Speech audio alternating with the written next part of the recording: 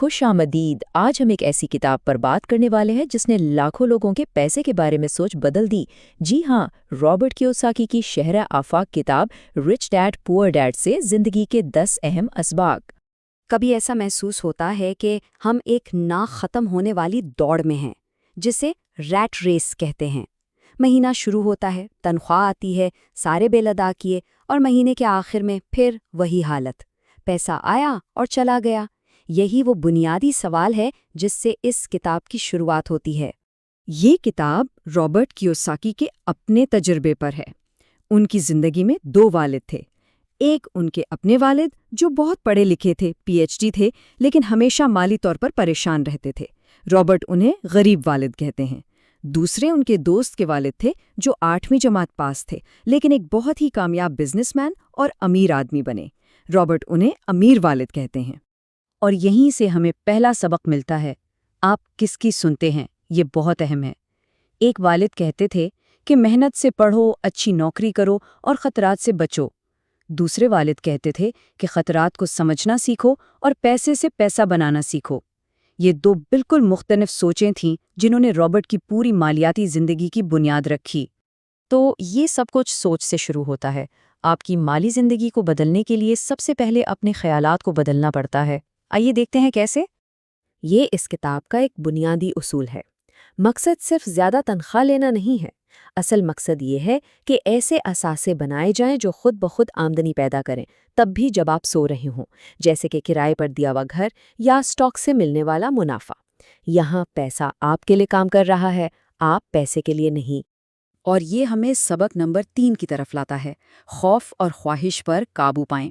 Kiyosaki کہتے ہیں کہ 2 جذبات اکثر لوگوں کو نوکری کے چکر میں پھنسائے رکھتے ہیں، ایک پیسہ نہ ہونے کا خوف اور دوسرا اچھی چیزیں خریدنے کی خواہش۔ امیر والد نے سکھایا کہ ان جذبات کو اپنے فیصلوں پر حاوی مت ہونے دو۔ یہ ایک بہت ہی طاقتور چیز ہے۔ جب ہم کہتے ہیں کہ میں یہ برداشت نہیں کر سکتا تو ہمارا دماغ سوچنا بند کر دیتا ہے، بات وہیں ختم ہو جاتی ہے۔ لیکن جب ہم خود سے پوچھتے ہیں میں یہ کیسے برداشت کر سکتا ہوں، تو ہمارا دماغ کھل جاتا ہے، وہ نئے راستے اور حل تلاش کرنا شروع کر دیتا ہے۔ اچھا، تو ہم نے ذہنیت کی بات کر لی، اب کچھ عملی اصولوں کو دیکھتے ہیں، یعنی فائنینشل لٹریسی کی بنیادیں۔ یہ شاید اس کتاب کا سب سے اہم اصول ہے۔ تعریف بہت سادہ ہے۔ اثاثہ یعنی ایسٹ وہ چیز ہے جو آپ کی جیب میں پیسہ ڈالتی ہے، اور ذمہ داری یعنی لائبلٹی وہ چیز ہے جو آپ کی جیب سے پیسہ نکالتی ہے۔ امیر لوگ اپنی زندگی اثاثے خریدنے میں لگاتے ہیں، جبکہ غریب اور متوسط طبقہ ذمہ داریاں خریدتا ہے، یہ سوچ کر کہ وہ اثاثے ہیں۔ یہ تصویریں پوری کہانی بتا رہی ہیں۔ دیکھیں، متوسط طبقے کی تنخواہ آتی ہے اور پھر گھر کے قرض، گاڑی کی قسطوں اور دوسرے بلوں میں چلی جاتی ہے۔ یہ سب ذمہ داریاں ہیں، جبکہ امیر لوگ اپنی آمدنی سے ایسی چیزیں خریدتے ہیں جو مزید آمدنی پیدا کریں، جیسے ریئل اسٹیٹ یا سٹاکس۔ پھر اس نئی آمدنی سے وہ اپنے اخراجات پورے کرتے ہیں۔ اس کا مطلب یہ نہیں کہ آپ اپنی نوکری چھوڑ دیں، بلکہ اس کا مطلب یہ ہے کہ نوکری کرتے ہوئے بھی اپنی اصل توجہ اپنے اثاثے بنانے پر رکھیں۔ مثال کے طور پر ایک ٹیچر اسکول میں پڑھاتا ہے، لیکن ساتھ ہی اپنی تنخواہ سے اسٹاکس یا کوئی چھوٹا فلیٹ خریدتا ہے، تو اس کا اصل کاروبار وہ اثاثے ہیں، نوکری نہیں۔ تو صرف سوچنا اور جاننا کافی نہیں ہے، اصل تبدیلی تب آتی ہے جب ہم عمل کرتے ہیں۔ آئیے دیکھتے ہیں کہ اس علم کو استعمال کیسے کرنا ہے۔ امیر والد کا مشورہ تھا کہ خاص طور پر نوجوانوں کو ایسی نوکری کرنی چاہیے جہاں کچھ نیا سیکھنے کو ملے۔ صرف تنخواہ کو نہ دیکھیں، سیلز، مارکیٹنگ، بات چیت کرنے کا ہنر اور لیڈرشپ جیسی مہارتیں لمبے عرصے میں کسی بھی بڑی تنخواہ سے زیادہ قیمتی ثابت ہوتی ہیں۔ فائنینشیل انٹیلیجنس کا مطلب صرف حساب کتاب کرنا نہیں ہے، اس کا اصل مطلب ہے کہ ان مواقع کو دیکھنا جو دوسروں کو نظر نہیں آتے۔ یہ اپنے دماغ اور تخلیقی سوچ سے دولت بنانے کی صلاحیت ہے۔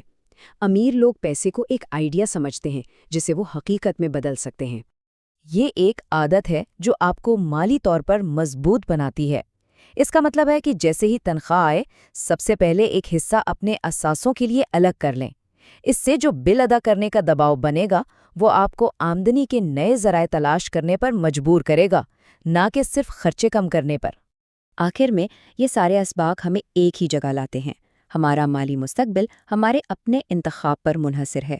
کتابیں پڑھنا اور معلومات اکٹھی کرنا بہت اچھی بات ہے، لیکن حقیقی زندگی میں تبدیلی صرف عمل کرنے سے آتی ہے۔ پہلا قدم اٹھانا سب سے ضروری ہے، چاہے وہ کتنا ہی چھوٹا کیوں نہ ہو۔ بغیر عمل کے دنیا کا بہترین علم بھی کسی کام کا نہیں۔ تو اس ساری گفتگو کا خلاصہ کیا ہے؟